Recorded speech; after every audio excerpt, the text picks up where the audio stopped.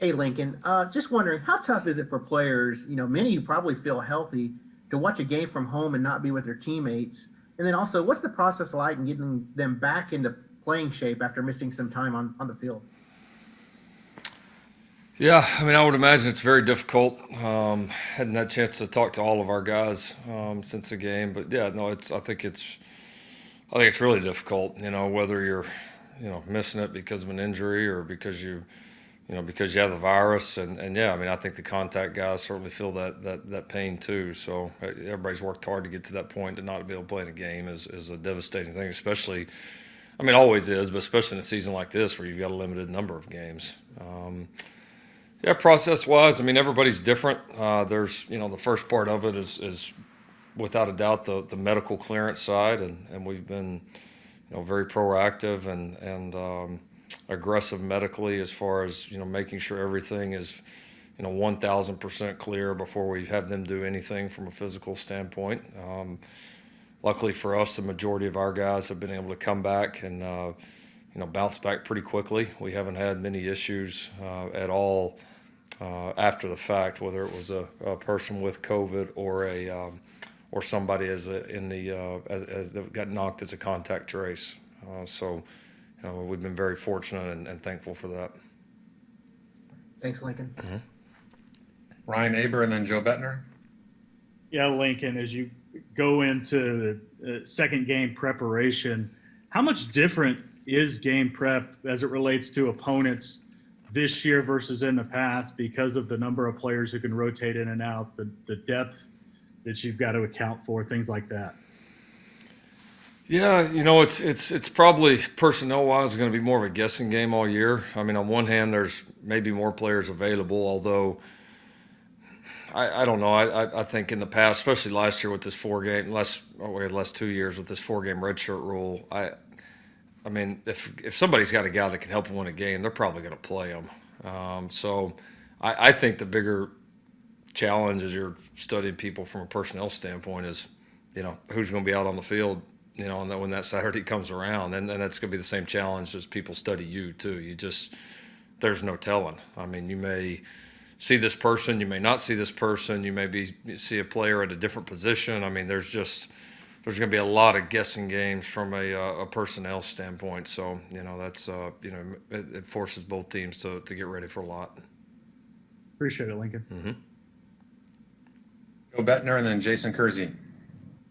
Lincoln, with two less non-conference games, I'm curious how much you weighed just the playing your starters maybe later in the game than you usually would to get them more reps versus, getting those backups on the field to potentially add depth. I'm just wondering about that thought process there. Yeah, it didn't have much of an impact in my mind, especially because we had a bye week after that, and we can get a lot of competitive work during that bye week, which for either our offense or our defense or our special teams going against each other is about as good a competition as we're going to have. And so, had we had the game the very next week, might have been a factor, might have been inclined to keep those guys in a little bit longer. But the fact that we got a bye week can get a ton of competitive work this week, I didn't. Honestly, I was just going to see how the game played out, and as soon as we separated, we wanted to try to play players, because on the flip side of that is you've only got one game, and then you need to have a whole team ready for conference play. So it was great to play so many guys in a year where we're going to need a lot of guys. Thank you. You're welcome. Jason Kersey and John Hoover. Good afternoon, Lincoln. I'm wondering if you could help us understand a little more about the rapid tests the Big 12 announced on Fridays. Does the fact that those were available, did that help save the game last week? And are you hopeful that maybe those can be expanded to a point when maybe that could help have less guys miss because of contact tracing? I guess I'm just trying to understand the rapid test and where they fit it in. I'm sorry if that's confusing. No, I think it makes sense. Yeah, it was helpful. I mean, just to be able to get the results. We tested the whole team. After testing the whole team, it probably took in the neighborhood of about 2 hours to have all the results. We're typically, I would say on average, if we test the team, at some point in the morning, we've been normally getting those results, late at night. sometimes very, very early in the morning, somewhere in the, 10 o'clock to 2 a.m. range, somewhere in there. So yeah, having the results there a lot quicker was helpful. And yeah, where we were at, on our team, getting those results quickly and being able to make a call, honestly, before Missouri State even left the parking lot was helpful, because the one thing we didn't want to do, or if at all possible, was, they're on their way here to Norman, and then we've got to postpone the game. That was the one thing we didn't want to happen. So, we had great communication with them. Again, they were great, and literally they were sitting in the parking lot waiting for us to give them the green light. And so thankfully we were able to give them that. Thanks, Luke. John Hoover and then Garen Emig. Hey, Lincoln. Quick clarification. You guys, the participation chart says that you played 7 offensive linemen. Was that the position that kind of put, as you said, the game hung in the balance? Was that the one position that made it a little bit doubtful? It was one of them. It was one of them. We had concerns at several positions, just with the number of guys that were out. And then we still had, at that point, we still had one more test upcoming. So not, the unpredictability of that. You're just trying to look at it from all sides. But that we had several positions of concern, but that was certainly one of them, yes. Okay, so the throws that Spencer made, the one to Jeremiah early on in the first drive, and then the one to Theo Weiss on the sideline, those are not normal throws. I'm guessing a lot of quarterbacks that you've had in the past can probably try to make those throws, but is that unique arm talent? Is that unique to Spencer? He does have a very talented arm, no question. And certainly don't want to take anything away from those throws. I thought the one to Jeremiah there was a lot of, feel on it, and a lot of trust, because Jeremiah had to really come back to that ball, and Spencer did a good job putting it where only our guy could get it. So it was a, really great placement and a lot of trust, and a heck of a play by Jeremiah to come get it. But I would say, we're lucky right now to have a roster of quarterbacks that got some pretty big arm talent. I mean, you look at some of the throws that Tanner made. You look at some of the throws, even Chandler's first throw. Those are big boy throws. So Spencer's certainly a very talented thrower, no question, and not take anything away from him. But those are throws that I would expect every guy in our room to make. Okay, thank you. You're welcome. Garen Emig and Bob Prisbillo. Lincoln, I get a sense from the first couple of weeks that what's cutting into numbers, both for you and other coaches, is the tracing, the contact tracing element. It's not just the positive test, but it's the ramifications of the tracing. Are we getting a sense of just how daunting that challenge is for how you're managing things, and other coaches elsewhere managing things? Yeah, the difficult thing with the tracing is and we've had this with a few of our guys. A guy can hit on a contact trace, obviously and not have the virus. And I will say the high majority of our contact trace guys have not had the virus or gotten the virus, and then could come back and hit on another contact trace, and then also that's 28 days. Right. Gone. And that has been difficult, because not only do you do that, but then those guys obviously haven't got the virus, haven't built up any type of immunity, so they're still susceptible to hitting either on a contact trace or the virus. And so, those have been tougher. Obviously it's longer days, and so, we've done a pretty decent job on the contact trace. The majority of guys that we have are roommates. When you have community living, we have seriously reduced our number of, I guess what you would call, contact traces that we could have avoided. Doing something dumb, going to a restaurant with somebody, getting in a car with somebody. We've really made some big improvements there. Yeah. But the one thing that's really tough to get around, unless you just sit there at home and wear a mask all day, which is difficult for everybody to do, is the roommate situation. And so, of our contacts, the majority have been guys that are roommates of somebody that did test positive. Yeah, real quick follow-up. Is that tough for the kid? Who might not only is doing everything right, but is also not testing positive, but he still has to sit. You know what I mean? It's excruciating for the kid. Yeah. But But I will say, I mean, we've had examples of, there's a lot of examples of our guys, wearing masks at home in their apartments around, when they're not just in the room. And that's been shown to be very, very effective. And so it still comes down to, you got to wear a mask when you're around anybody. I mean, it comes down to that. And, it's hard, it's part of it. If you want to play, you want to be around it. It's just what you got to do. Okay, thanks. You're welcome. Bob Prisbillo, and then James Hale. Yeah, Lincoln, just wondering the status of Chris Murray. Did you guys try to appeal? Was it turned down? Is it still in a process? Like a lot of things we have with the NCAA right now, it's still in process. James Hale, and then Keegan Renault. Lincoln, how you doing, man? Thanks Hey, for joining us. And Lincoln, your defensive line, Winfrey got, in the second quarter, it looked like can be a difference maker. You were still minus a couple of guys because of COVID or whatever. How active did you feel out now that you had to look at those film a couple of times? What did you think about that group? Yeah, I thought they did a good job. Active is a great word to describe the way they played. I thought we got pretty constant penetration. We did a good job. We were gap sound. The majority of the night, had very few times that we didn't leverage the ball correctly or take over the appropriate gap. So that was a real positive, especially in game one. I thought, a couple of guys, I thought Reggie Grimes did some really good things for a young guy, and he got some pretty serious action. So I was proud of him. I know we've talked about Isaiah Thomas and thought he did some nice things as well. I mean, really all the guys flashed. I mean, they all had some positive plays. They all certainly played, had more positive plays than negative plays. And as you know, that's a group that's got to have depth. It's a long season. That's a physical game up there. And, as active as we are and as hard as we play defensively, you got to have you've got to have a crew there. And so it was a good start.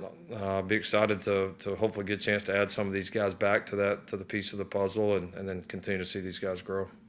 And Lincoln, your kicking game is undefeated, man. I mean, you guys, they don't miss.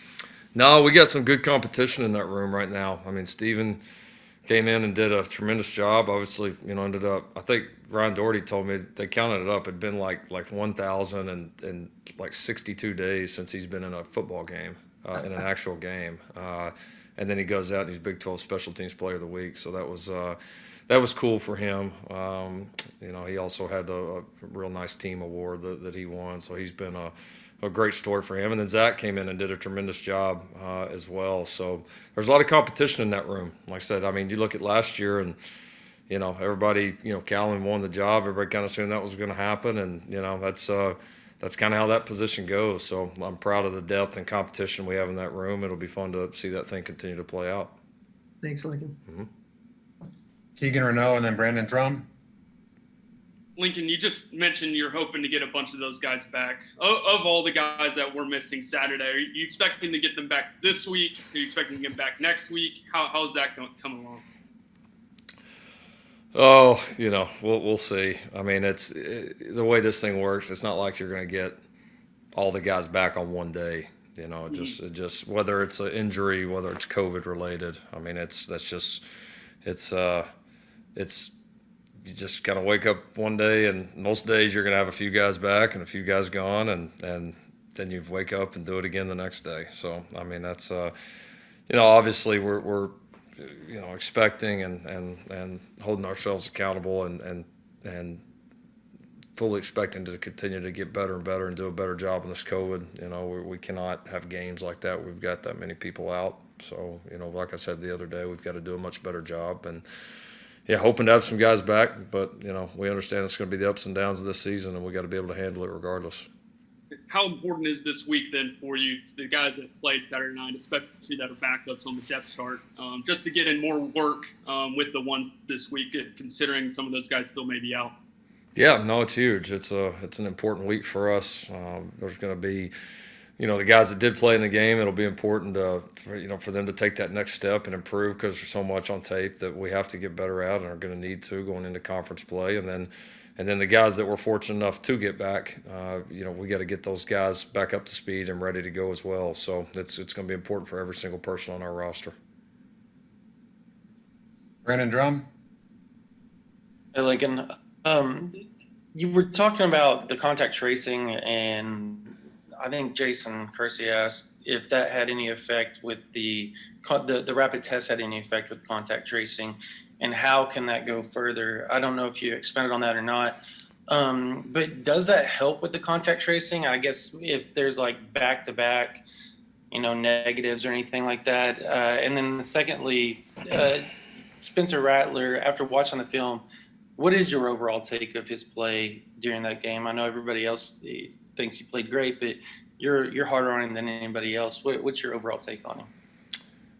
No, the rapid test, as far as contact tracing, really has no effect. It's simply you just get the test results quicker. But right now, with the state CDC regulations, all that, if somebody is nailed as a contact trace, whether it's the nose test, whether it's the rapid test, any of those, it's 14 days, and that's final. So that hasn't changed. Don't know if it will, but certainly hasn't for us. And I don't, barring something unforeseen, I don't expect that to change within the league at all. So I mean, I think you could potentially see a situation where, say, a state says, all right, it's only 10 days if you have two negative tests, in the last few days, but I still don't think guys would be eligible for competition because I know the league wants to keep it, fair across the board, which makes a lot of sense. Spencer, like a lot of our guys, I mean, there was more good than bad. There was a lot of little things, probably a lot of things that the casual fan's eye is not going to see that he's got to do better. The